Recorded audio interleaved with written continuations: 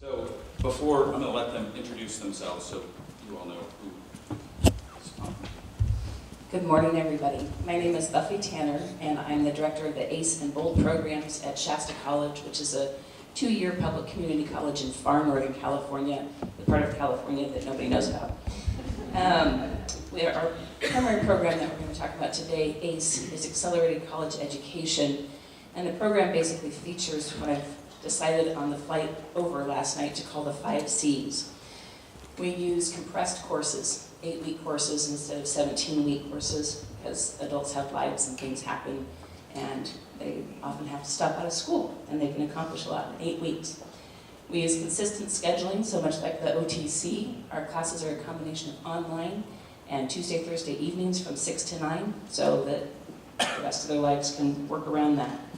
We offer comprehensive course offerings, so we lay out the entire sequence of the classes that they need to complete their associate degree, major courses, and GE from start to finish over 24 months so they can clearly see what they need, and we plan the classes accordingly. It's cohort-based, so they get support from other students, and when they get in the classes, and the classes are made up of typically at least half students age 30 or older, they don't feel so alone, and they have a body of people who understand what they're going through. And then we also use case management. So we monitor the heck out of these students, and we provide one-stop services for them. Good morning, I'm Tracy Robinson, and I'm from the University of Memphis. I oversee 2 programs at the University of Memphis. Hello, friends in the audience. Our Finish Line program is a degree completion program for students who have 90 or more credit hours and have stopped attending just short of earning their degree. So these are students that have spent a lot of time at our institution or others, and unfortunately the only credential they have typically for their time is student debt. 5 years ago, we started the Finish Line program to help combat that. We have completion concierges that work with our students to come back and finish their degree. I'm proud to say that 5 years later, we have now almost 600 graduates from our program, and while I wish that number was 6,000, I'm still very proud of the 600 that we have. Our program also in the state of Tennessee, we're a performance funding state. We have some additional premiums for our adult students, I think very similar to Ohio as well. And so those 600 students that have actually graduated count as almost 1,000 in our funding formula, because so many of them are over 25, which count as bonuses in our funding formula. I also oversee our prior learning programs on our campus, and that's a great partnership with our Finish Line program, because many of our adult students coming back do have prior learning that we can validate.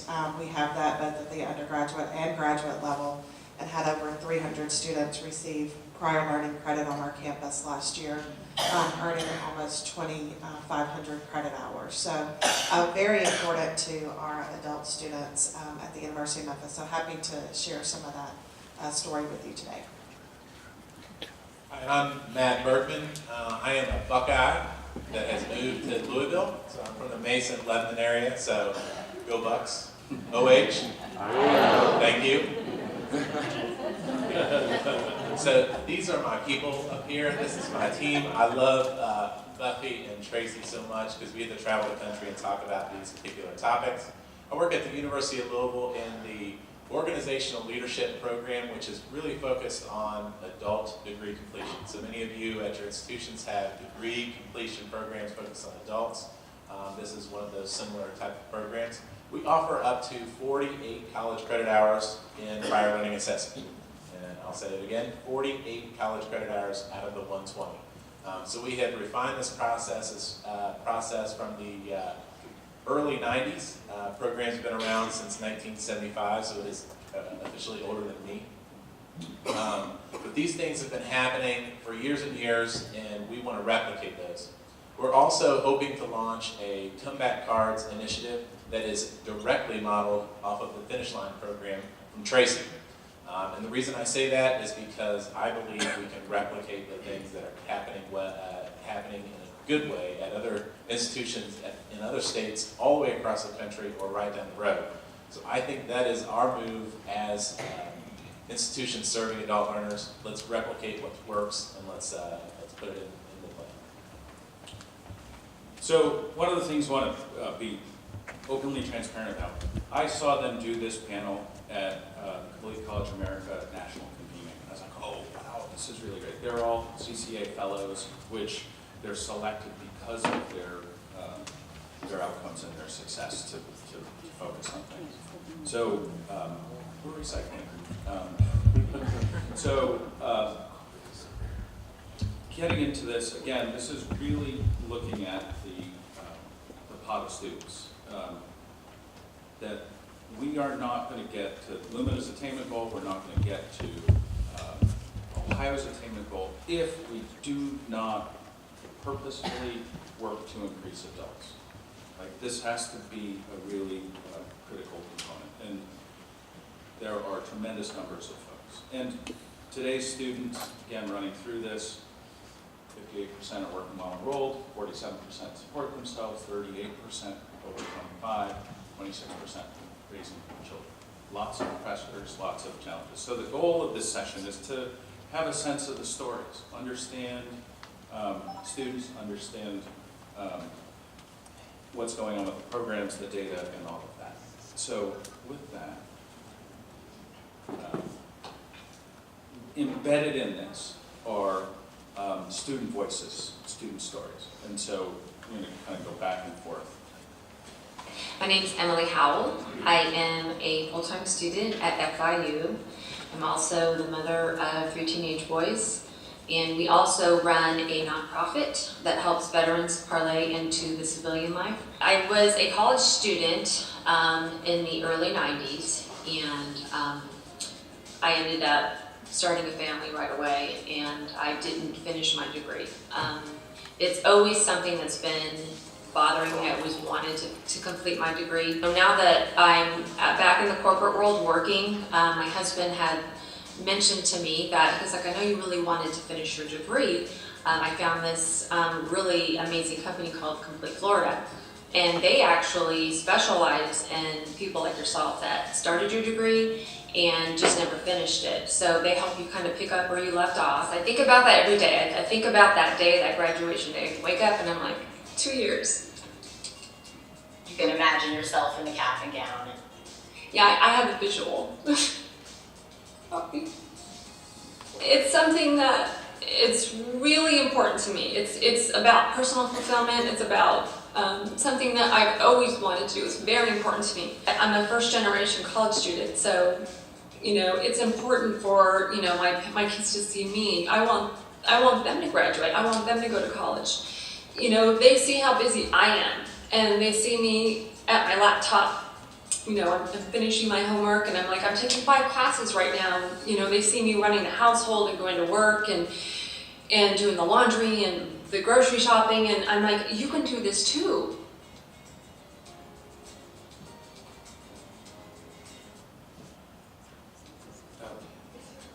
My name's Emily. So this is data on what people juggle. This is especially for married women versus single women. Emily is the rule, not the exception. Everybody, and I know you all know this, that a lot of your students coming back, they have so many challenges, and especially things to balance. Mothers, even fathers, all of these things about what they have to do to just get through the day at work. And there are lots of challenges. There are situational barriers, institutional barriers, dispositional barriers. And the research shows that each of these can, at different points, put roadblocks up for students. And so trying to figure out the situation, how do you deal with childcare, how do you deal with life and family, institutional challenges, how do you know what to take, when to take it, where the scheduling fits, all of those key pieces, and then the challenges of confidence, challenges of not knowing how this all fits within in line. So I'm going to turn it over to our three panelists to talk about their experience in working with adults. So with the ACE program, our program is largely made up of MLEs. It's 75% female, and the average age of students is 34. However, we have students that range from about 21 all the way to 60. And when we started the program, we thought that students would be coming to the program for career advancement or promotional opportunities or career changes. And what we saw was they were coming back for that, yes, but a surprisingly large number were happy in their current jobs and actually had managed to work themselves into positions of high responsibility and actually pretty decent pay, and they were coming back to school for that personal fulfillment aspect. And they would clearly say, I'm really not interested in changing my job, I just want to finish this for me. We have about 3 distinct populations in the ACE program. The bulk of the students have been to college before and have about half of their requirements completed. And they need to finish up about a year's worth of coursework. And then we have some students, maybe about a third, who have never been to college before or maybe have taken 1 or 2 classes. And they're very new to the scene. And then we also have a group that discovered the program at the tail end of their experience, and by utilizing the program, they're able to finish in 1 semester rather than spreading coursework over 2 semesters. And so it enables them to graduate faster. But fundamentally, the reason that we started the ACE program is even at our community college, which is 40% students over the age of 25, our community college was still geared towards that traditional age student, 18 to 22, who has all of the time in the world, who can take classes whenever they're offered, whether it's in the morning, in the late afternoon, and has all the flexibility in the world. But if 47% of our students nationwide are supporting themselves, then we are kidding ourselves that our institutions can be designed for that mythical unicorn of a beast, the traditional student who has all the time in the world. Our students at the Finish Line program, our average age is 36, about 65% female. And because we're working specifically with students with 90 or more credit hours, they also have, like Buffy's students, about a year to complete. We have found that the average number of credit hours that students have needed since they've returned has only been 11 credit hours. The shocking things to us and other administrators is the number of credit hours they had already earned before they left. The highest I've seen is 271. 271 without a degree. Yeah, so where do you go from there? I mean, it is and thankfully our institution took the opinion that we had some skin in the game of allowing students to get to that point without having some major interventions. And those are the outliers. There's not a lot of those. I think the average number of credit hours now that students start with before they come to us is about 110. But still, we have a lot of students that are out there without a real path to completion. And that's what they come for to our institutions, is to complete their degree, not to just enroll. And so we have an imperative to help them get there. And so very often it is the students not really giving up on themselves and trying to find that path. It's that they gave up on us because they don't have the hope, they don't have the clear direction to know how to get there. And so our program helps them evaluate all paths to graduation, the path they were pursuing previously, as well as any other paths that may be good for them as well. For many of them, it is about finishing the credential for personal reasons, for professional reasons. we find that students have a lot of motivations for coming back. But if you can't help them focus that motivation with a clear path to completion, they're going to be lost again, and that's what we don't want. So when students make the decision to come back, we saw data from the slide that they're basically doing a cost-benefit analysis, right? So how do I fit this into my life? And right now, the answer is, well, life's going pretty well, the economy's good, my 401k's solid. I don't necessarily know that I'm going to go back. So we see from the data that not as many people are coming. So we have to create a better value proposition. But a lot of what we do when we recruit these folks is really focused on what we do for our traditional age students. Because what do traditional age students think about when they go to school? They think about their major. They think about how much am I going to make when I go into this major? How quickly can I get to graduation? How cost efficient can this be? It is a totally different circumstance than it was 30 years ago when people were choosing colleges. On the other end of the spectrum, when we think about adults, in my research, I was just sure that in a ranked order of why you come back, it was going to be workplace advancement, make more money. Then it was going to be, inspire your family members, maybe some career change, personal fulfillment along the way, all of that, right? What I found in the research is that the #1 ranking reason was personal fulfillment. So when the economy's good, when things are going well in their 401k, when their job is fine and they're happy there, or at least moderately happy there, they're taking care of their families. Why would they go back to school?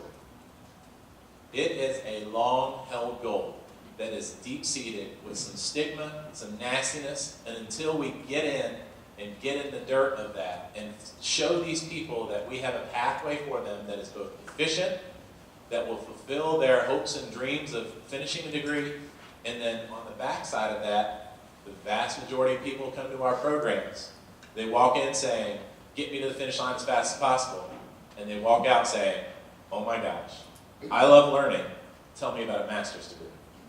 Until we make that transformation, until we get into the dirt and we say, this is the value proposition for when you come. What universities were 30 years ago and what they are today is totally different. They were like, and people that went to New Orleans heard me say this, they're like that bad boyfriend. Our colleges and universities were the high school bad boyfriend. I can say that because I'm come on in here, we'll come to this school, we'll make it happen. Don't show up to class, whatever, Dean's up front, look to your left, look to your right, one of you will make it. That's the attitude we had about people coming to our institutions. Well, that is a whole new day. So as my friend Sarah Ansel says at Complete College America, she says, we need to stop saying, we're going to give you another chance, and tell them, just give us another chance. As institutions, we need to say, give us another chance because we're different. We are not that bad boyfriend of 30 years ago. We do things differently. We have efficient pathways. We have resources for you. We have evening hours, and we will fulfill that long-held personal goal of finishing a degree. We can do that as institutions, and I know that so many community colleges and four-year institutions across the state are doing things differently that can attract these folks. We need to stop saying, make more money. We need to focus in on the emotional component and say, we will fulfill you personally through this education. So I'm actually, I didn't tell them this, I'm calling it audible, and I'm doing something. University of Phoenix ads. I don't know if you have ever seen them. Every time I see them, I want to go to the University of Phoenix. And my great-granddaughter, you may never know me, but when I look at you, I look back on my life and I know what it was for. So you could have the childhood they said I couldn't have. In the places they said I couldn't go. In the words they said I couldn't speak. I've imagined your life between my shifts, in my studies, in books and pages, in nights so late that I've seen your face in definitions. But what if I struggled and sacrificed and swore I'd succeed so you could wake up one day with the choice to be anything you wanted? Well then, my great-granddaughter, it would all be worth it.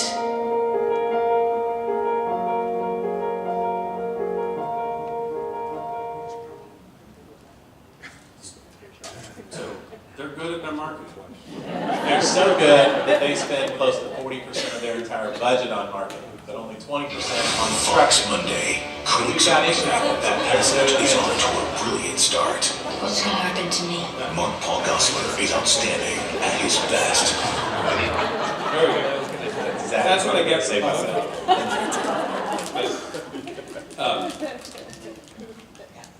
I don't read that as an endorsement. But what I want you to pay attention to is, how did they communicate based on what was said? What message did they send to folks? And how did that go? So. And I wasn't trying to knock on University of Phoenix, but I know that each and every one of you, I am a faculty member at the University of Louisville, and I have to kick, scratch, and grab for every single dime that I'm trying to get from marketing and recruitment. Every single dime. I see some heads shaking out there. There is no ifs, ands, or buts that we have marketing budgets that are tiny.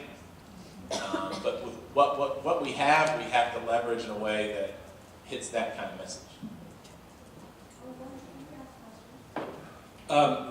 We're going to have time for questions at the end. The first time I went to college was when everybody else goes to college at the age of 18. I wasn't ready, so I stopped going at that time. At the age of 22, I had my daughter, a single mom at that time. When she was 6 weeks old, I decided I better go back to college and get a degree because I had to get a good job to take care of her. But as a 22-year-old single mom, that didn't work out either.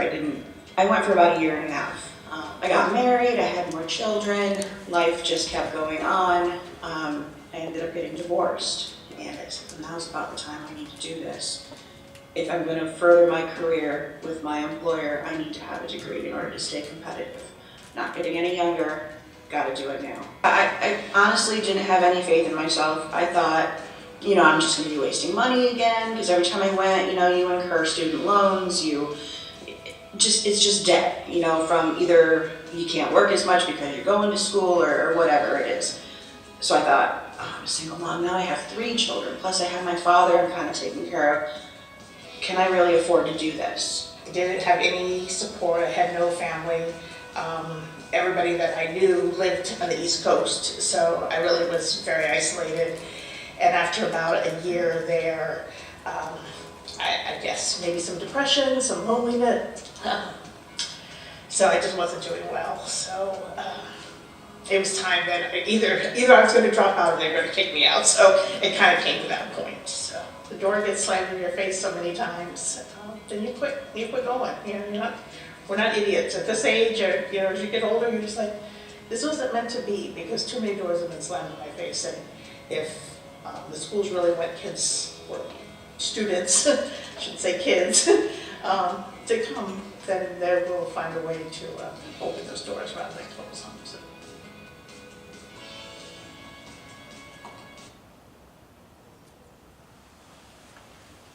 So this goes back to the study that I cited by Public Agenda. Really looks at what are a lot of the reasons why students are anxious to go back. Top one, taking on more debt and balancing family responsibilities. Both of those are at the 67% of some level of worry that how are you going to figure this out? And then it cascades down. There's a lot of pressures that people are trying to figure out how they move things. Same study, again, trying to figure out, people who know that they have been out of the classroom for a while and they might need to brush up on skills. People know that these things are a reality. They will often persist. They will move forward. And again, a lot of these pieces add up to, I think about the mazes that people run through and go down an alleyway and hit a different corner. There are financial problems that people hit, and especially for folks who are trying to come back. What has been satisfactory academic progress? You know, big piece that ends up happening and is most people leave in good standing, but there's a lot of times where somebody did really well, and then they went for a year and a half. They came home on spring break and they found out things were blowing up, and they said, "I got to stay home." That next semester they got all Fs. They assume, "Oh, I got all Fs. I can't come back." And a lot of institutions have policies to help that. Like, people close the door in their head before it even comes back. Loans, other finances that are debts that are owed to get releases from transcripts, all of those things are really critical to getting folks to come back. And then navigating post-secondary options, understanding the processes. You know, that it is not easy. I have a friend who, in higher ed, who had a kid go to a different higher ed institution, and traditional age student, and he said, "I had to spend so much of my time helping my child who has the resources and the knowledge just to navigate all of this, and I'm in the business." So if you can imagine what that is like for other students. So to getting folks back, I'm going to turn it back to the panel. So one thing that we often hear is that adult students have left because they have bad grades, they have too many things that they need to balance. They have all of those things. They have transcript holds. They have prior debt. We know these things, and some of us are working to figure out ways to work around that. So let's share that information. And I like my friend's Matt's thought that we've got to change the narrative about who the adult students are when they come back. Our average GPA for our students is a 2.7. They didn't leave with bad grades. Now, some do, and thankfully we have an academic forgiveness policy where students can have a fresh start, is what we call it, with their GPA. Sometimes those policies are around, but nobody knows about them, and so you've got to do some own intel at your own institution and in your own undergraduate catalogs, and dust off some things that were put in place 30 years ago and see if they need to be modified a little bit for the adult student. Sometimes you hear they've just got too much to manage. Well, we say that about traditional age freshman students too, right? So how many of your institutions have really strong freshman transition programs? Don't be shy, like raise your hand. How many of you have really strong freshman transitions course or dedicated advisors for those traditional age students? What do we have for the adult students? Not as much as we could have, and so they need those same kind of supports in different ways. It's not necessarily a first semester transition course, but they need a person to go to, and it needs to be the same person, ideally, that can answer all of their questions instead of going to so many different offices and getting frustrated. They really need to know that you care. The old boyfriend didn't care. He threw you to the curb, and if he invites you back, you're not going to be as inclined to go. But if you give the message of how things are different this time around, then maybe you can talk them into coming back one more time. Brett, can you go back one slide there? Yeah, one. Okay, look at these. What is the common thread here about everything on that list? Can someone tell me? Barriers, negative. How do we get people to come back to college if everything we think about them is negative? These are not to be discounted in any way. Our students are facing competing responsibilities, loan payments, those kind of things. But it is the same old narrative. This is so important, but we need to stop thinking this way.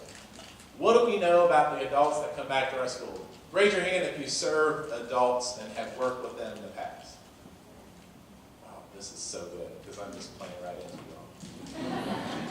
What do we know about these people? They're very professional. They require A's when they go to class, right? How many people, I see some shaking heads, how many people have been berated for not getting a good grade on some assignment? I'll raise my hand really high. Like, Dr. Bergman, you didn't get this, blah, blah, blah. I'm like, well, you earned this, and here are some reasons for that. Well, can I do extra work? When I teach traditional students, those questions don't get asked. But for adults, they are professional. They want high grades. They are mission and success driven. They are self-directed. They want to know the content. They read before classes. They are ready for this. And we need to get out of this same old story about adults being first generation, low income, problem individuals coming to our institution. We cannot discount the fact that they have barriers that they have to overcome. However, the minute they hit our doors, we need to celebrate them and acknowledge and validate what they bring to our institutions. I told this story in New Orleans, but I was sitting with one of my students, her name was Molly. And I said, hey Molly, welcome to the university. We're real excited you're coming to this program. Tell me a little bit about what you're doing. Well, I'm in admin. I work down at the health science campus. I work a lot with the doctors. What do you do with the doctors? Well, I kind of manage their schedules, and I kind of tell them what to do. I go, I can tell, And I'd say, well, tell me about what you're planning to do, what you want in your degrees. I'm really nervous. I'm very nervous about going into this. I just don't know if I have the aptitude for this. It was a really long time when I went to school. It was like 22 years ago that I was in school, and it didn't go so well. And I said, all right, Molly, stop talking for a second and let's stand up. Let's look out this window. You see that 18-year-old walking by that looks half hungover with a backpack about to fall off to their shoulder, going to class? You see that person? Well, yeah. Do you think that person can do better than you in higher education? Come on. Look what you're bringing to the academic setting. You are going to run circles around these young kids on this campus. You have found a place where you can use the experiential knowledge and the experience that you bring from your work life and apply that directly to your academics.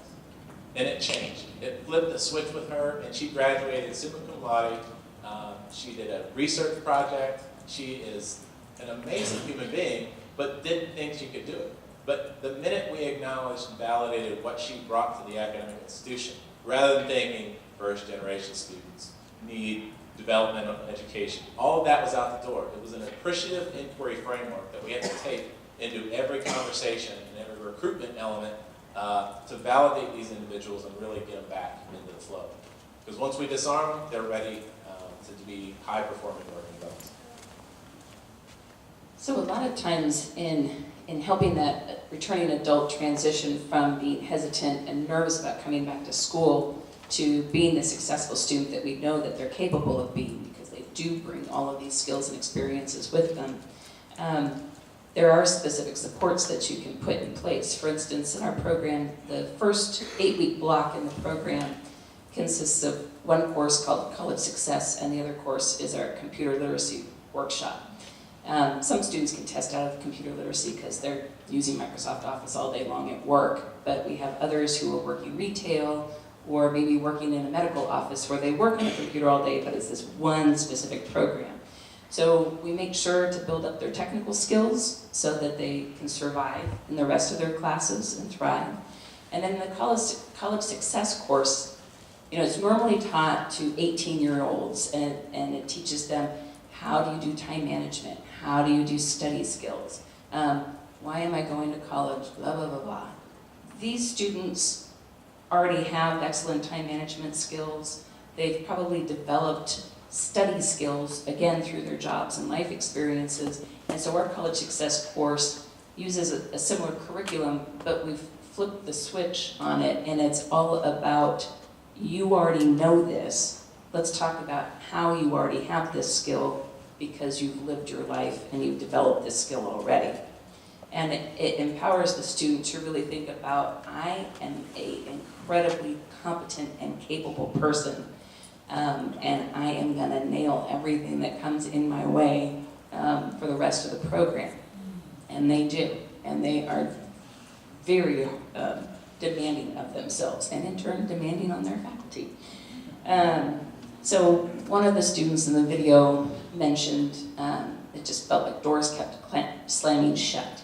And I like to think of our office and our staff as the foot in the door that keeps the door from slamming shut. So the other thing about adults is that life will happen. When they're in the course of their program, no matter how motivated they are to finish, a kid gets sick, a parent gets sick, they have to take on an extra job, or they get happier, they get a promotion, and the learning curve at work is just too big to also deal with the learning curve at school. And so one of the things is that communication between the student and our office is ongoing, and we monitor, are they registering for their classes each term? Did they complete their classes each 8-week block?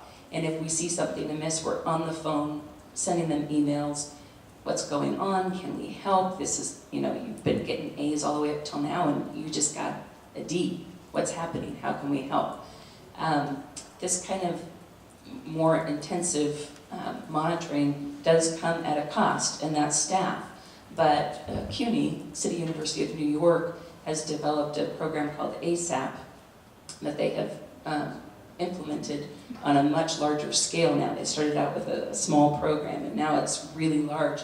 And they've actually done some studies on return on investment of having more staff to communicate with students, and the increases in persistence and completion that's happened. For instance, in our program, our persistence rate for a 2-year community college for the students in our program is 70%. 70% persistence rate. These are people that are working full-time, have kids, have aging parents. They are busy, 70%. And if you count in the students who communicate with us and say, I need to take this 8-week block off, or I need to take this semester off, it's 76%. Our graduation rate since we started, 38.6%. More staff and more time and attention on these students pays off, particularly if you're performance-based funded.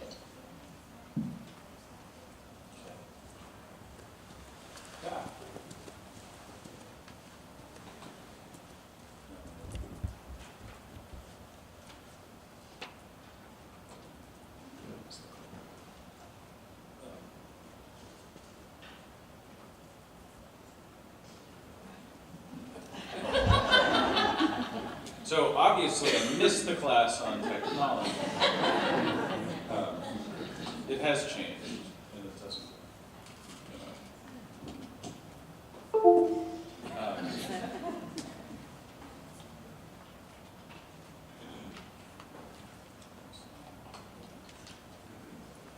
I think back, like thinking in retrospect, I'm like, man, what a lot of things that I've done in the last few years, I wouldn't have done when I was 20. I wouldn't have had I don't think I would have had the same focus. Not only that, being in the workforce had allowed me to kind of delineate courses and what kind of programs to follow, because I knew what was valuable in the workforce. I knew what employees were looking for. So I was able to take that knowledge and then combine it with following, courses and what I needed to take for value. I feel like going to college at this stage in my life, it means more. The things that I am learning as far as, leadership and dealing with people and dealing with conflict, I apply those more now than I would have if I were 18 going into this degree. So being able to learn this, it's almost like life skills. You know, I can take what I read in my course book and I can literally walk out the door and use it because I'm in that environment. I work in that corporate environment, so it's highly applicable at this stage of my life.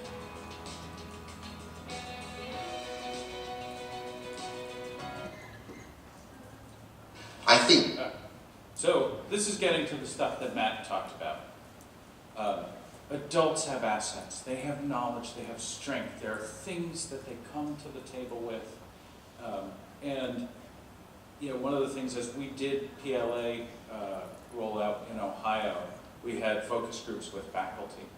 And one of the things that some faculty said was, well, I'm afraid now that I am not going to have that older student in my class because they add to the conversation.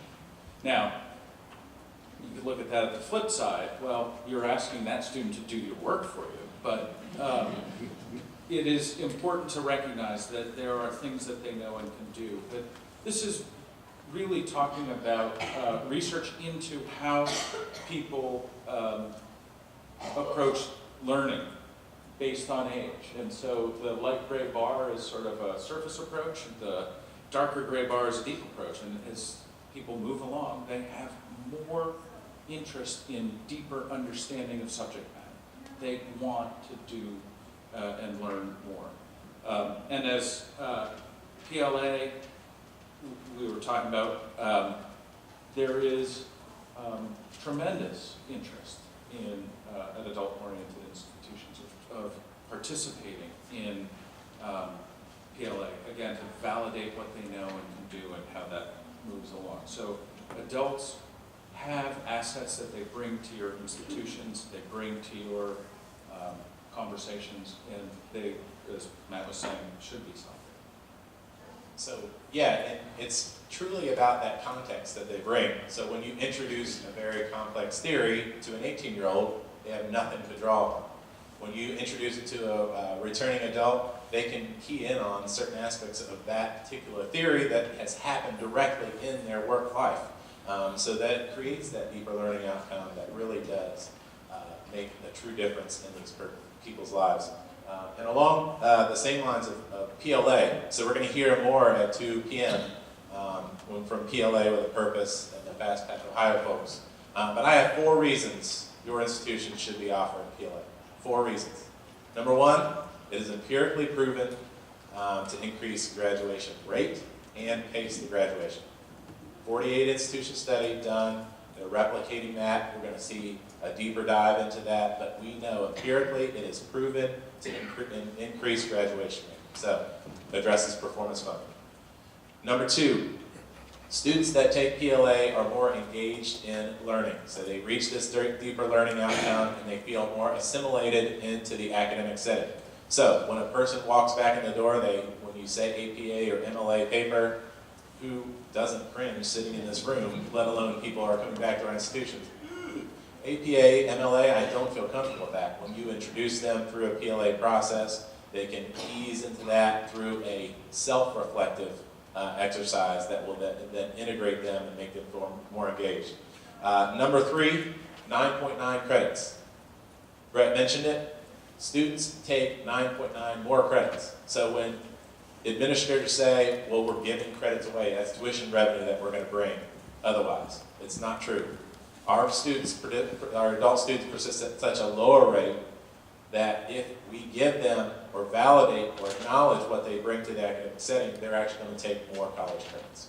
And last but not least, for the faculty that say you're taking away FTEs or from my course load, this is not generally meant for major courses. Within the major, there's not a ton of PLA. There might be a class or 2, but we are not impacting the discipline. We are not infringing upon the rooted discipline that these people are moving through to get their educational credential, whether that be a certificate, associate, or a bachelor's degree. It is not going to take away from some of those major or discipline-specific courses. One of the early lessons that we learned in our Finish Line program is that when adult students are motivated to come back, you need to be able to give them something to do and act on really soon after they're interested. We had a big campaign in February and had all these students come back, and then we kind of looked at each other and thought, oh my goodness, what are we going to do with them between now and August, right? So we learned from that campaign early on, we needed to give them something to do, and PLA very often can be the something to do as the bridge to the next semester starting. And so one of our early students was a student who had to withdraw from the American government course because of an ailing parent. So he didn't have a grade, had to withdraw, had been through about half of the course and had some interest in government relations on his own. So I was able to talk to him about doing a CLEP exam in American government. He passed that quickly with some study time on his own. He was so excited. He wanted to do another CLEP exam. He wanted to tell his friends about taking a CLEP exam. And that was such a spark for him. I realized in that moment, that's not only giving him something to do, but it's also building his confidence that, yes, I can do this again also. So we have to realize that adults have different motivators and different reasons for being there, and you need to be able to capitalize on those, and PLA can often be that bridge to give them time to work down a balance on a transcript that they have a debt for, or waiting for the next semester. These can be solutions. So when we started the ACE program, it started fairly quickly. Our former VP of instruction really wanted this to happen. We discovered through some Lumina research that national average is 1 in 5 students, or 1 in 5 individuals over the age of 25 have some college and no degree. In our college's service area, it's 1 in 3 adults over the age of 25. And so our VP of instruction at the time recognized that this is a critical need for our area. So the program got developed very quickly and may or may not have had a whole lot of input from the faculty in the 2 disciplines that were selected to start the program. And when I say may or may not, I mean not. And I came on board as the then coordinator of the program just about 3 weeks before the students started. So a lot of things had been put in place before I got there. So one of my first fun tasks was to go meet with the faculty from those departments and say, so we have this ACE program, and I noticed that none of you are teaching in it, and why is that? And I knew very well the reasons for it, because I had already been told by my supervisor, and I got to listen to this, their concerns. And a lot of their concerns were around the compressed classes, 8 weeks versus a traditional 17-week, which in those meetings I did not say, we already teach 7-week classes in summer. I just let them talk about it, right? And they got it out of their system, and I earned their trust, and eventually a few of them started teaching the class here and there. Sometimes it was because we can't find a part-time instructor for this class. Would you please teach it as an overload? All right. And then 2 weeks in the class, I get a call from faculty. Oh my God, I love these students. I love these students. You tell them to read, and they read. And then you pose a question for discussion, whether it's an online class or in the classroom, and they contribute. They say, this is what I thought teaching was going to be like. Teaching adults is what I thought teaching was going to be like. So now, I have some of those same faculty who originally were virulently opposed to the program, asking how they can expand the program in their departments. And other departments are asking how they can get a pathway in the ACE program. And the president of our academic senate this last fall asked me to come speak to academic senate about the course success rates that we've been having in the classes, because the course success rates, A's, B's, and C's are in the classes. For students who are in the program, in those compressed classes, it's 89%. For general population students who are in those same classes, they just happened to take the class because it fit in their schedule or it was open, 79%. Our overall course success rate in all of our classes, 73%. There's something magical happening in those classes, and it's not grade inflation because we have instructors, full-time faculty who are teaching both full-length classes as well as the compressed classes, and they are adamantly, I'm not taking anything out of these compressed classes. I know, and I believe them. The students are doing very well in these classes, so the Academic Senate President wants to expand the use of these 8-week classes campus-wide to start with creating GE pathways using 8-week classes. So maybe we don't do the biology program fully as an 8-week program. The biology classes are full semester, but their general education classes are 8-week. So if you're sensing resistance from faculty, let them know that feel free to call me. I have one of our biggest cheerleaders for the program is somebody who was initially not happy about that, and I'd be happy to have your faculty talk to him. So to build on one piece about adult students being successful, and Buffy mentioned ASAP. Some of you may or may not know, we did an ASAP demonstration project in Ohio at Lorraine, Tracy, and Cincinnati State, and Matt Mercado, director of the Lorraine SAIL program, is actually here.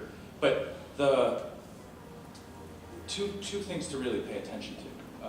One, trying to shift, and this is especially true in a performance funding state, thinking about the longer you retain a student. So A, tuition is a form of performance-based funding. If you retain a student and they're paying tuition, you are reaping benefits. The other side of it is thinking about what's the cost per graduate. This is very, very important to think about because it changes how you think about the structure of the program. The paying for the program, you're paying for success. If you know the program is leading to successful outcome, that it helps at least mentally offset the cost. ASAP, the cost per graduate of ASAP is less than the cost per standard graduate of the institution. Now, getting institutional CFOs to think about that is a different matter, but it is a really critical point to think about, and especially with these pieces, we've heard how adults are motivated and thoughtful and have success. They are a population that is begging to be brought back and asked to be successful, but sometimes take a little extra support just to get through the door. So if we can think about what the successful outcomes are, the additional costs are more than recouped by what the institution needs. And now as we're talking about success. My special memories is that two of my children actually graduated alongside of me. So my daughter Michelle and my son Jonathan. So the three of us got to walk across the stage all together on May 5th. So it was a very special day for me. I just tell people, don't give up. If I can do it at over 50 years old, anybody can do it. All those long hours, those Saturdays doing 10 hours of accounting homework and just crunching and writing. That if you do it, and there is an end reward. If you stick with it, you'll get what you get what you're working for. I never thought I would graduate college with even an associate's degree, but here I have one. When I got it, I cried. I was like, oh my gosh, my mom had passed away probably 2.5 years before I graduated, so it was really emotional to have that degree finally, and it was such a sense of accomplishment. To get my bachelor's, it's like, oh my gosh, I can't believe I'm gonna do this. Here I am in the middle of it, and I see a light in the tunnel. It's something that I actually feel for the first time I can really do this with the support that I have.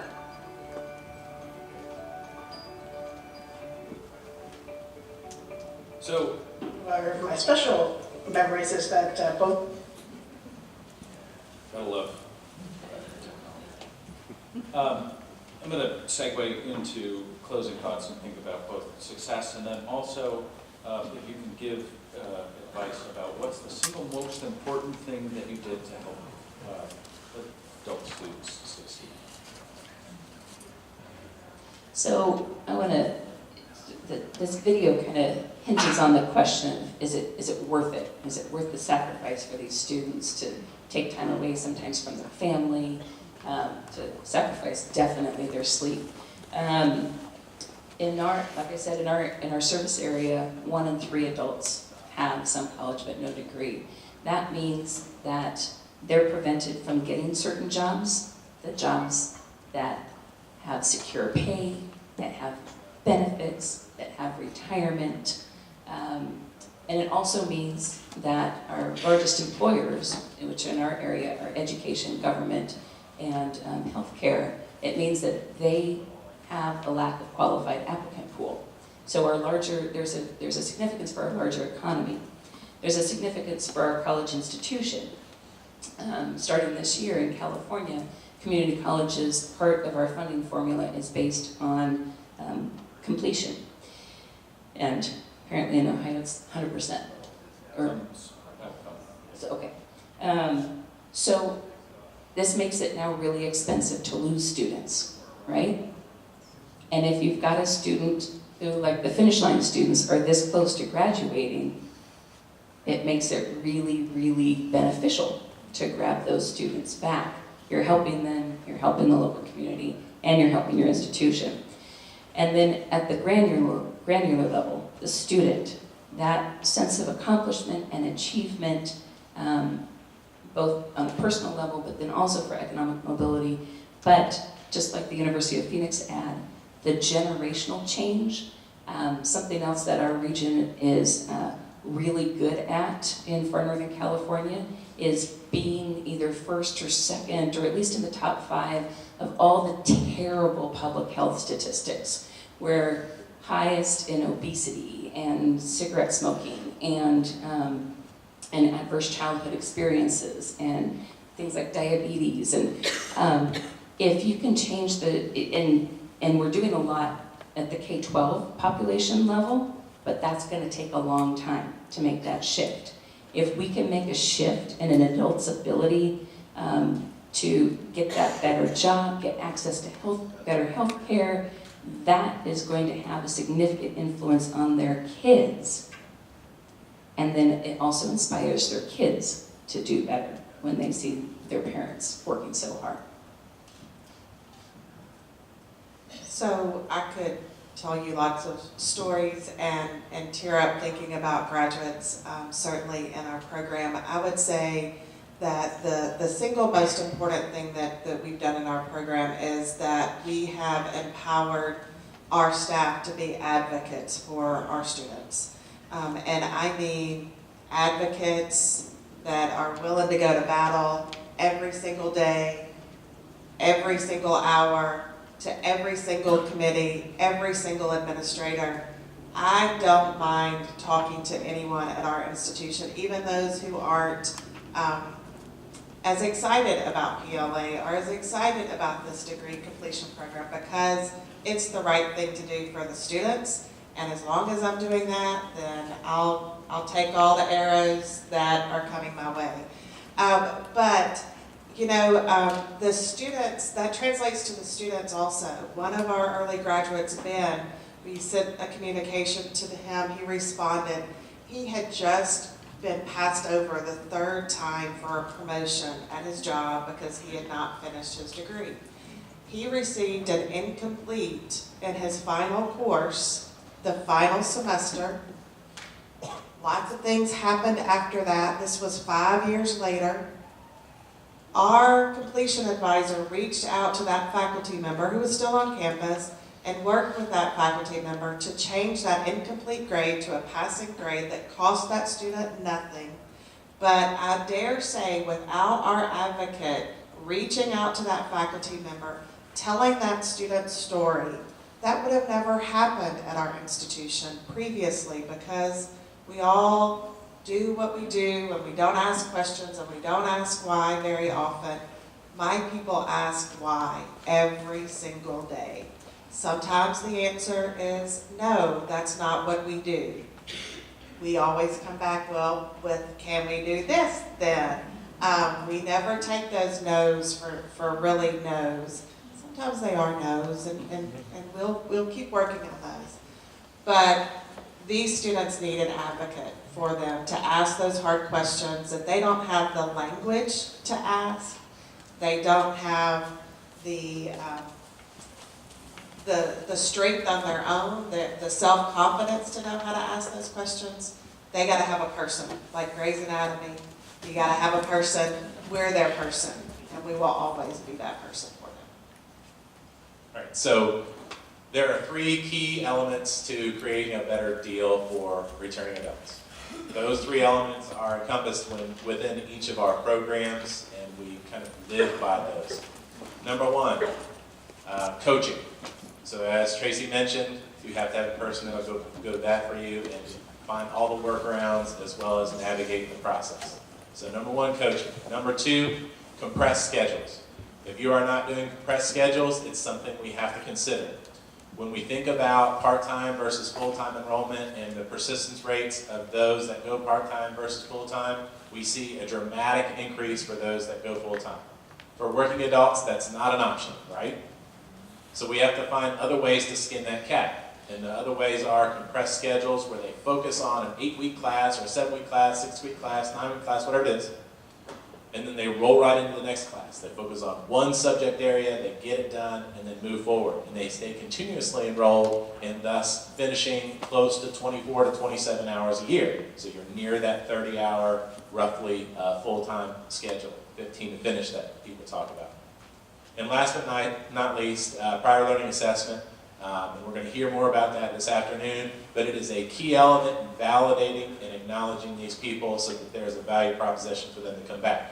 If there is a carrot, that is a great carrot to put out in front. People see that as something that they can get credit for, and they are navigated through that process of developing a portfolio or finishing a CLEP exam. They are incredibly empowered, and you see a causal relationship towards higher levels of persistence.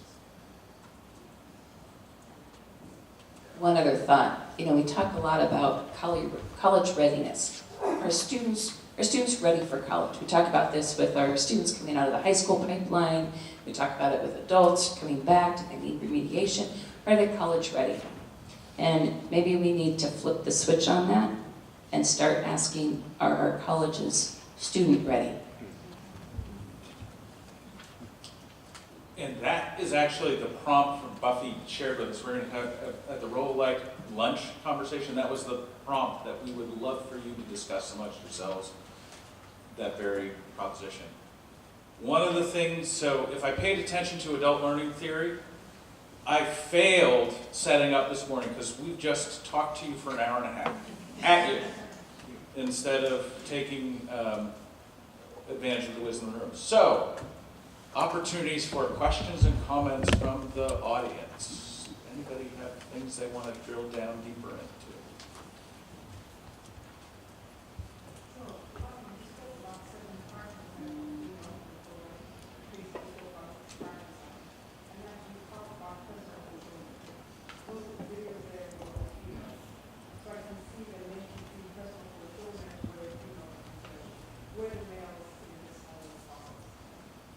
So the question is, where are the males in this whole process? They're there, but there are not a lot of them. And it is something that we definitely need to work on a bit. In our local economy, there are still employment opportunities. We have now, especially, we had some major forest fires in our area, so there's a construction boom, and it's primarily a male-dominated occupation.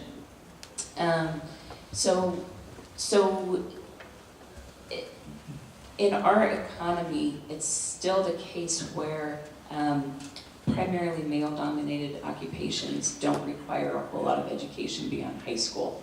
That's shifting as our mills get more technologically advanced and those kinds of things. But what we're seeing, a lot of those 75% of women, a lot of them are coming to school now, later in life, because they put their husbands through school. They were in school earlier, a baby came along, or the husband was going for a program that maybe looked like it potentially was going to make more money initially, faster, and so the wife went to work to support the husband in school. And essentially, it's their turn now. So we're not ignoring the guys, but there definitely is some different opportunities in our area for men than for women. One other option we've looked at the University of Memphis is we're collaborating more with our athletics department, and we are looking and strategically recruiting back former athletes who left the institution. That's had some additional benefits that we didn't realize on the front end. Apparently there's an academic performance rating, APR, for NCAA sports. And you lose those APR points when students transfer or when they go pro. And bringing those students back, even if it's many years later, can help improve, get you an APR point or two back. So our athletics office has gotten really interested in that, and a lot of those are male athletes. We've had almost 7 or 8 former basketball and 3 former football. So just one way specifically we've looked at bringing more males into the program. And the program I work in is organizational leadership, so it's kind of business-based. So we have about 55% male. So we actually do have a large contingent of males in the program. And what we see is because of the HR funnel or the threshold that we see, that basically many jobs 10 to 15 years ago that were publicized now require a bachelor's degree. Well, why? I don't know that no one knows that answer, but it's kind of a proliferation of degree requirements in the HR function of hiring. Now, we're in an urban setting in the Louisville metro area, so we have a lot of adults coming back specifically to say, yeah, I got passed over and this is my chance to not be passed over again. So we do have a pretty large contingent of males, and I think in the urban setting, it tends to be pretty manageable to attract. So this is actually a massive problem. So the Ohio data toward the attainment goal, we need about 1 million folks to getting additional degrees. Right now there is a 7% gap between male and female attainment, and 7% more women have credentials. It is expected to grow to 11% by 2025, and I think it's for a lot of the reasons that Buffy was talking about. Typically gendered occupations. Healthcare, you required a piece of paper. Nursing, education, all of those sorts of things. And there are still some jobs in construction that don't require men we are not communicating to men on what they need. We also need to make sure that the wage gap for women is addressed, but this is a problem. If we have about 1 million people, if we had as many men completing as women, we would be about 1/3 of the way to Ohio's attainment gap. Hi, my name is Shasta. I'm with the graduate network. I have a question, an answer, and a question related to the gender gap, which is something that we think about a lot. We work a lot in urban cores, and what I'm going to say, I hope is not offensive, but a lot of the younger men, the African American men, are dead or in prison. And so once they've been in prison, a lot of the colleges won't accept them. They don't see college as a way back. We work inside prisons, and we see the eyebrows being raised, and I see some heads nodding. And it's not surprising to me that the heads are nodding, because this is a huge equity issue, right? maybe not so much in Ohio, but in the big cities, in other places. So when you're looking for the men, that's where a lot of them are. They're missing. They're completely missing from this issue, from the game, right? They don't even have a chance to get into the game. And so, my question is, what do you think can be done about that? Will you take people who've been incarcerated?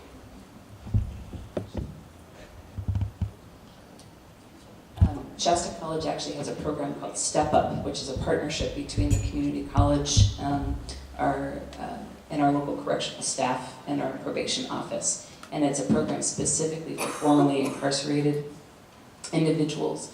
They get referred from probation to our staff at the college, and it's a very similar kind of model to the ACE program, wraparound services, still maintaining close partnership with probation, dedicated staff to the students in the program, and the students are usually working on career technical certificate programs. They are welding faculty and our heavy equipment operation faculty have fully embraced this program, and they mentor and support these students, but we also have some of those students who are interested in associate's degrees, and so far we've actually had a student start and step up, go through the ACE program, and transfer to our closest California State University, and he is studying accounting. And we have a couple other step-up students who are coming into the ACE program. So it is, yes, we not only accept these students, but we welcome them, and we've got a structure in place to support them. We're at time. We have time for one last quick question. How did you determine what degree path or courses you would focus on when you initially launched? So I don't know if everybody heard, but how did we decide what degree pathways to use when we first launched ACE? We basically started with business and with psychology. And the reason behind that is that, any guesses? They are our biggest programs. And so we felt reasonably assured that we could get the critical numbers that we needed to run the courses, to pilot the program. And that was true. And then also, it does fit into our local economy because of the largest employers being in government, large social services, with our health and human services. That associate's degree in psychology is then a pathway to a lot of jobs with our county. And then we've worked in the prerequisites for a bachelor's in social work embedded in that pathway. And we have 2 options for online bachelor's in social work programs that we then work with students who are interested in that pathway. But we're expanding to an associate's degree in criminal justice, in communication studies, which we're going to really start marketing towards our retail and hospitality and tourism, customer service-based businesses. We developed a certificate program in web design, and then we're also looking at our health information technology program to move it in that direction as well.